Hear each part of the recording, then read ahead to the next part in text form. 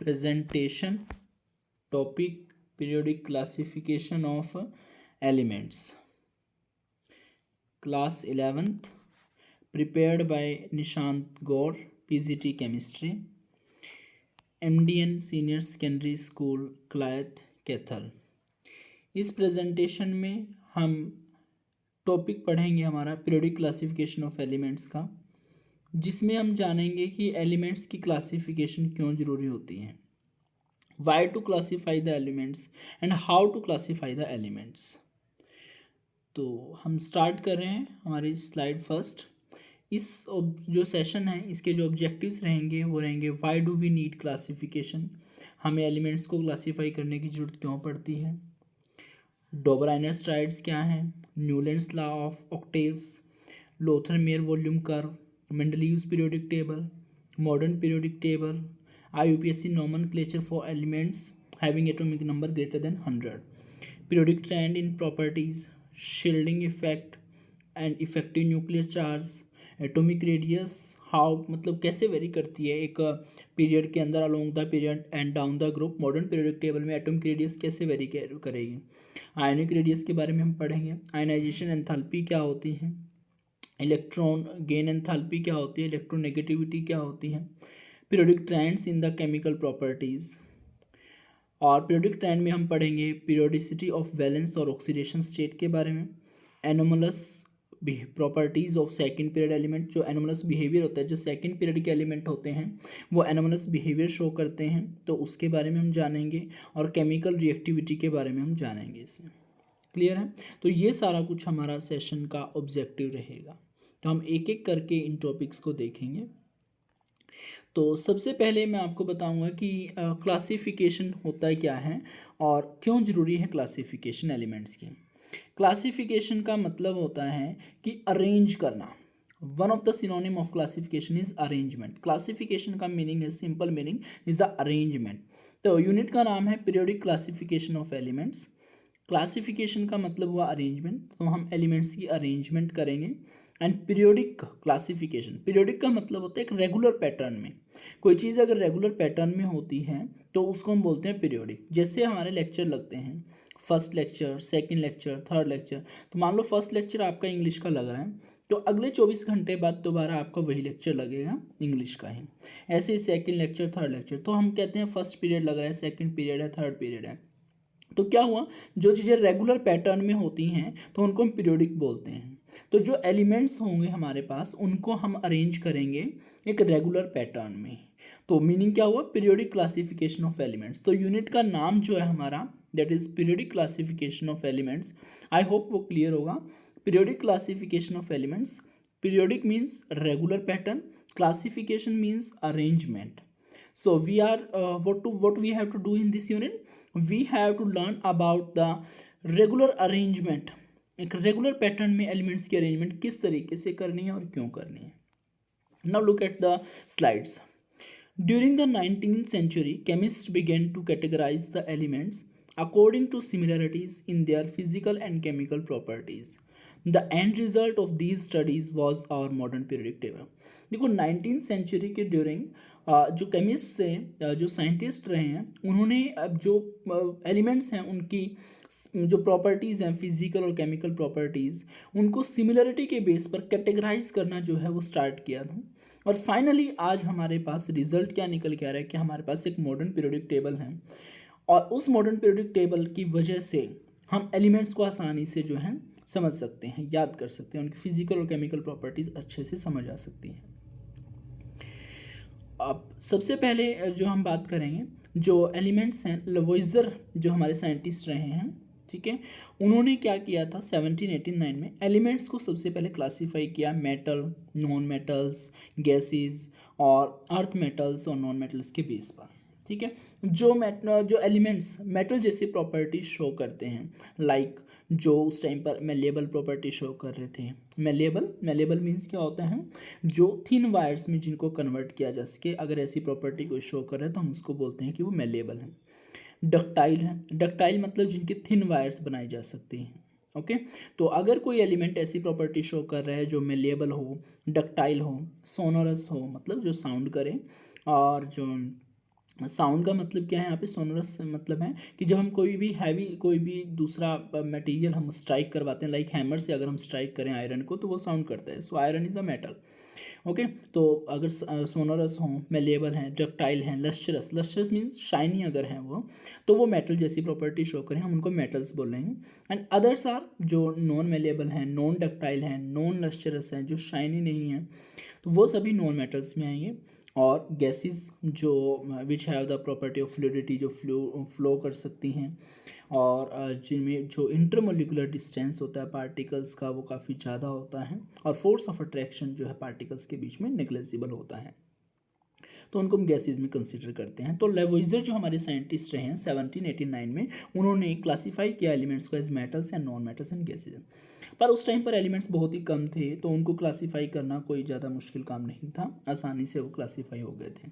पर धीरे धीरे एलिमेंट्स जो हैं वो डिस्कवर होते गए, बढ़ते गए। आज के टाइम में जो है कितने एलिमेंट्स हमारे पास हैं, 118 एलिमेंट्स भी हैं, 118 एलिमेंट्स हमारे पास। अब 118 एलिमेंट्स को अगर हम अलग अलग से याद करें, उनकी फिजिकल प्रॉपर्टीज़, उनकी केमिकल प्रॉपर्टीज़, उन सभी को अगर हम याद करें तो बहुत ज़्यादा एक डिफ़िकल्ट टास्क ये रह सकता है। तो अगर क्वेश्चन हमारे पास आता है, why do we need to classify the elements, हमें एलिमेंट्स की पीरियोडिक क्लासिफिकेशन की जरूरत क्यों पड़ती है? तो answer will be very simple, answer बहुत ही सिंपल रहने वाला है। That is to make the study of elements easy and convenient to us. हम एलिमेंट्स की जो स्टडी है उसको बहुत ही ईजी बनाना चाहते हैं, कन्वीनियंट, सुविधाजनक हम हमारे लिए बनाना चाहते हैं, इसीलिए जो एलिमेंट्स की क्लासिफिकेशन की जाती है। Okay, I hope it is clear to you all. Now next slide. सबसे पहले जो साइंटिस्ट आते हैं डॉबर आइनर, उन्होंने उनका जिनका पूरा नाम रहेगा जोहन डॉबर आइनर, इन्होंने 1817 में 1817 में मतलब उस टाइम पर क्या है, बिल्कुल एलिमेंट्स की क्लासिफिकेशन पे मतलब बिल्कुल ज़ोरों शोरों से मतलब सभी जो साइंटिस्ट थे अपने एफर्ट्स कर रहे थे। तो सबसे पहले डॉबर आइनर साइंटिस्ट आते हैं और वो ट्राइड्स देते हैं। The word triads means the group of 3 elements. Tried का मतलब क्या होता है, ग्रुप ऑफ 3। यहाँ पे हम एलिमेंट्स की बात कर रहे हैं, so triads in the reference to the elements, that is the group of 3 elements. इन्होंने 3 एलिमेंट के 3 ट्राइड दिए थे। कितने ट्राइड दिए थे डॉबर आइनर ने? 3 ट्राइड दिए इन्होंने। और ये इन्होंने एलिमेंट्स को कुछ इस तरीके से ग्रुप किया हुआ था कि जो भी उस ट्राइड में 3 एलिमेंट आएंगे वो इस तरीके से होंगे कि जो मिडल वाला एलिमेंट होगा उसका जो एटॉमिक वेट होगा बाकी दोनों एलिमेंट के एटॉमिक वेट के एवरेज के इक्वल आएगा। आई रिपीट, उन्होंने किस तरीके से अरेंज किया था, जो एलिमेंट्स थे ट्राइड में वो इस तरीके से थे कि जो मिडल वाला एलिमेंट रहेगा उस मिडल एलिमेंट का जो एटॉमिक वेट होगा वो बाकी दोनों एलिमेंट के एटॉमिक वेट के एवरेज के इक्वल होगा। ओके, तो नीचे एक टेबल आपको दिखा रखी है। इस टेबल में देखो 3 ट्राइड आपके लिखे हुए हैं। एक ट्राइड लिखा हुआ है क्लोरीन, ब्रोमीन, आयोडीन, एक लिखा हुआ है लिथियम, सोडियम एंड पोटेशियम, और एक लिखा हुआ है कैल्शियम, स्ट्रोंटियम एंड बेरियम। ये 3 ट्राइड दिए थे। सेकंड जो हमारा कॉलम है atomic mass of elements of tried, जो एलिमेंट्स हैं इन ट्राइड में उनके एटॉमिक वेट भी लिखे हुए हैं। जिसे क्लोरीन का एटॉमिक वेट 35.5 लिखा हुआ है, ब्रोमीन का 80 लिखा हुआ है, आयोडीन का 127 लिखा है। तो अब अगर हम नेक्स्ट में देखें जो arithmetic mean that is average अगर हम निकालें क्लोरीन और आयोडीन का, that is 35.5 plus 127 divide by 2 अगर हम करते हैं तो ये लगभग 81.25 आ रहा है। तो it means this is approximately equal to 80।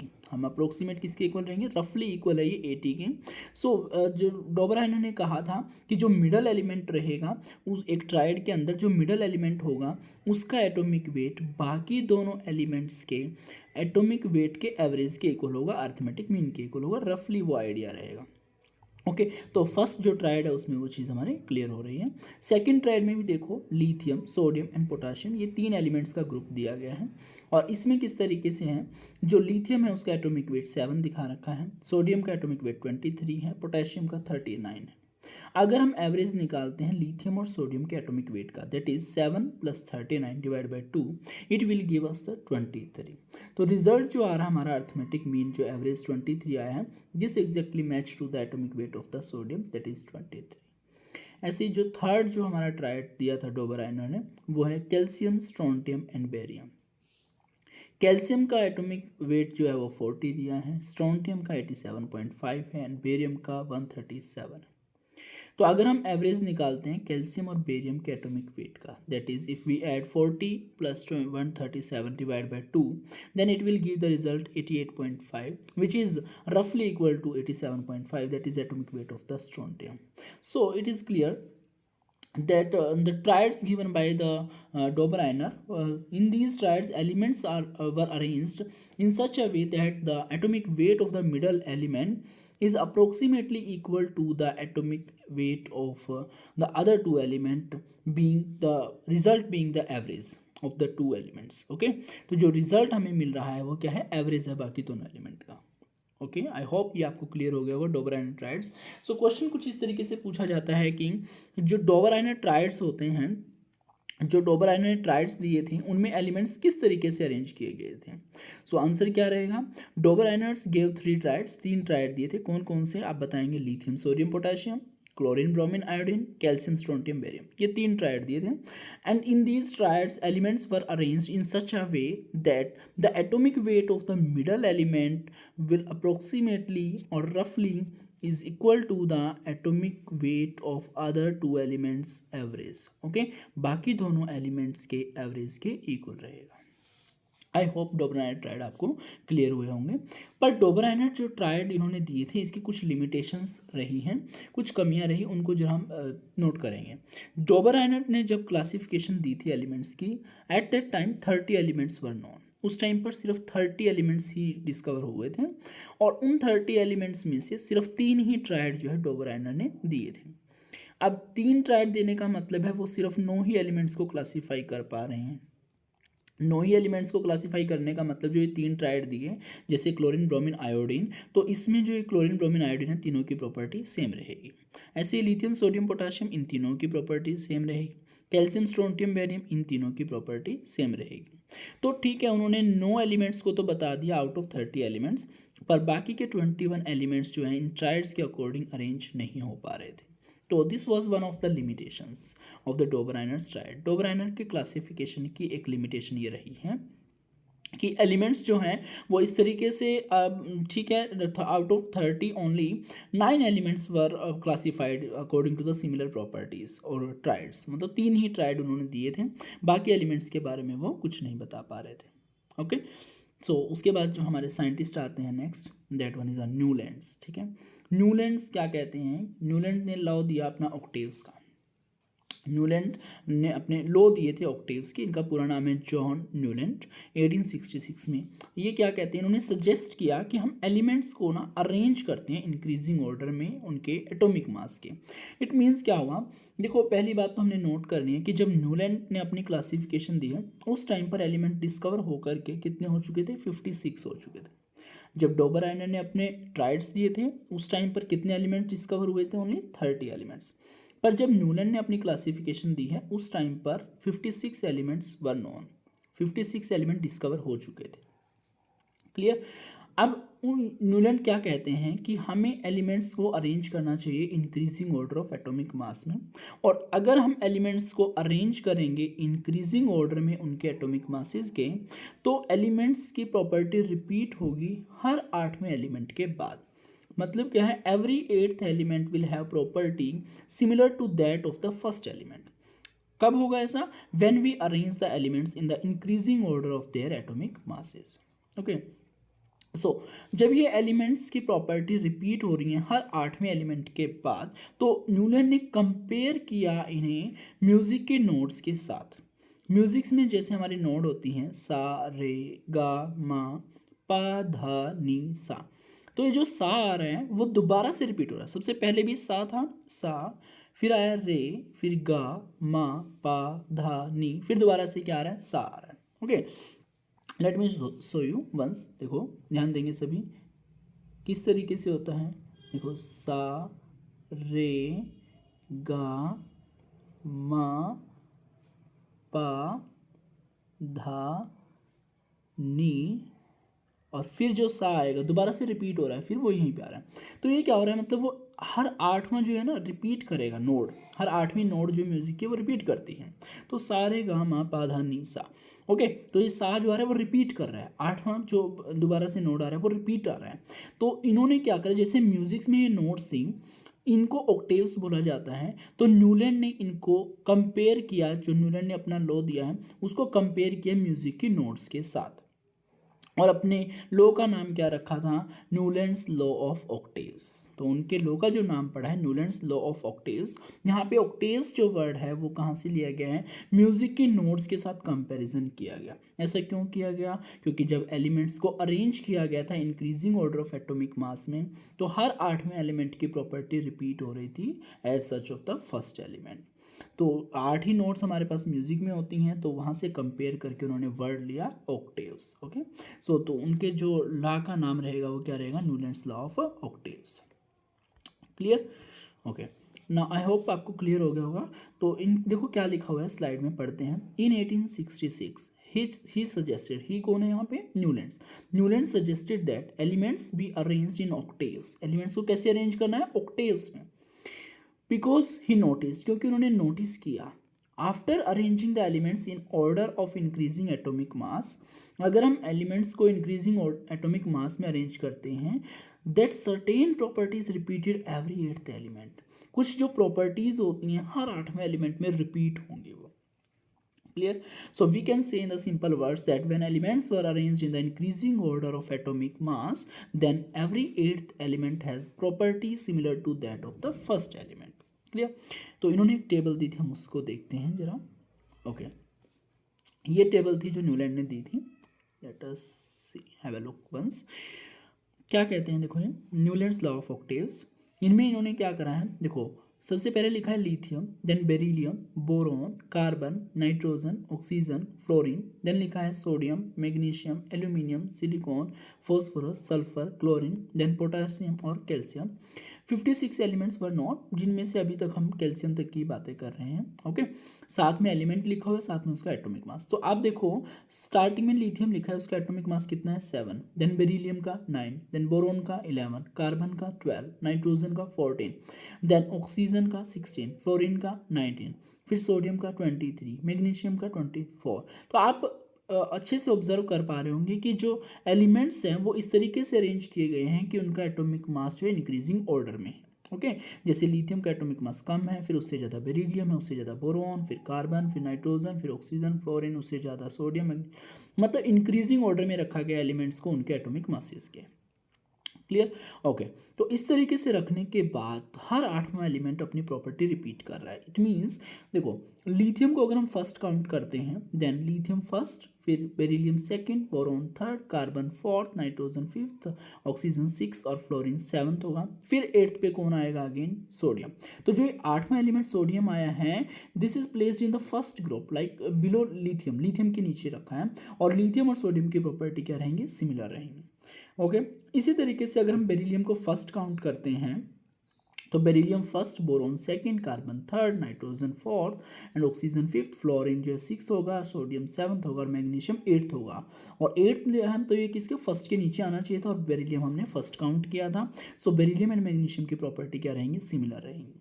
Okay, इसी तरीके से रहेगा जब हमने, तो न्यूलैंड्स के अकॉर्डिंग क्या था, जब एलिमेंट्स को हम अरेंज करते हैं increasing order of atomic mass में, then every 8th element has property similar to that of the first element. Okay, I hope आपको ये क्लियर हुआ होगा। न्यूलैंड जो थे वो फर्स्ट साइंटिस्ट थे ये पब्लिश करने में कि जो एलिमेंट्स हैं उनको अरेंज किया जाएगा increasing order of atomic mass में। तो आप पढ़ सकते हैं, यहाँ पे बिल्कुल लिखा हुआ है, Newland was first to publish the list of elements in increasing order of atomic masses. कि जो न्यूलैंड थे वो सबसे पहले साइंटिस्ट रहे हैं जिन्होंने एक लिस्ट पब्लिश की थी इस तरीके से कि एलिमेंट्स का जो एटॉमिक मासेस के इंक्रीजिंग ऑर्डर में रखा गया था, और हर 8वें एलिमेंट की प्रॉपर्टी जो थी वो रिपीट हो रही थी। तो नीट जेईई के जो क्वेश्चंस होते हैं उनमें भी क्वेश्चन कई बार पूछा गया है कि name the scientist who publish the list of the elements in the increasing order of atomic mass for the first time. सबसे पहले किसने जो है एलिमेंट्स को increasing order of atomic masses में अरेंज किया था। So answer will be Newland. Okay, आज की क्लास में हम इतना ही पढ़ते हैं। कल हम पढ़ेंगे कि न्यूलन की जो लॉ दिया था इन्होंने, इसमें क्या क्या लिमिटेशन रही थी, इसके बाद कौन साइंटिस्ट आए हैं, उसके बारे में हम कल पढ़ेंगे। ओके, हम एक बार फटाफट से रिकैप कर लेते हैं कि हमने क्या क्या पढ़ा था आज की स्लाइड में। आज हमने देखा है कि हम इस सेशन में क्या क्या ऑब्जेक्टिव पढ़ेंगे। फिर हमने देखा कि एलिमेंट्स को हम अरेंज कर रहे हैं ताकि उनकी स्टडी क्या हो सके, ईजी हो सके, कन्वीनियंट हो सके। क्लियर। तो हम सीख चुके थे कि what is the meaning of the periodic classification of element. Second हमने सीखा why do we need to classify the elements. And then हमने सीखा कि सबसे पहले लवोइजर साइंटिस्ट आते हैं जो एलिमेंट्स को मेटल, नॉन मेटल और गैसेस के बेस पर क्लासीफाई करते हैं। फिर क्योंकि एलिमेंट की डिस्कवरियाँ कंटिन्यू बढ़ती रहती हैं, तो हमारे पास डोबर राइनर साइंटिस्ट आए और उन्होंने ट्राइड्स दिए थे हमें। और वो ट्राइड्स में एलिमेंट्स कुछ इस तरीके से अरेंज थे कि जो मिडल एलिमेंट रहेगा उसका जो एटॉमिक वेट आएगा बाकी दोनों एलिमेंट्स के एटॉमिक वेट के एवरेज के इक्वल होगा। ओके, फिर हमारे पास उसमें कुछ कमी, जो हमने एक लिमिटेशन देखी थी कि जो out of 30 elements known at that time only 3 triads were given. Okay, मतलब उन्होंने सिर्फ 9 एलिमेंट्स की बात करी, 3 ट्राइड्स ही दिए, बाकी 21 एलिमेंट्स के बारे में उन्होंने कुछ नहीं कहा था। ओके, तो ये एक लिमिटेशन थी। उसके बाद न्यूलैंड साइंटिस्ट आते हैं जिन्होंने अपना लॉ ऑफ ऑक्टेव्स दिया था। उन्होंने कहा कि when elements were arranged in the increasing order of their atomic masses then every 8th element has property similar to that of the first. So एक क्वेश्चन हमारा यहाँ से मिल जाता है हमें कि Newland was first to publish the list of the elements in the increasing order of the atomic masses. बाकी हम कल पढ़ेंगे लिमिटेशन के बारे में। आई होप आपको ये लेक्चर क्लियर हुआ होगा। Thank you, have a nice day.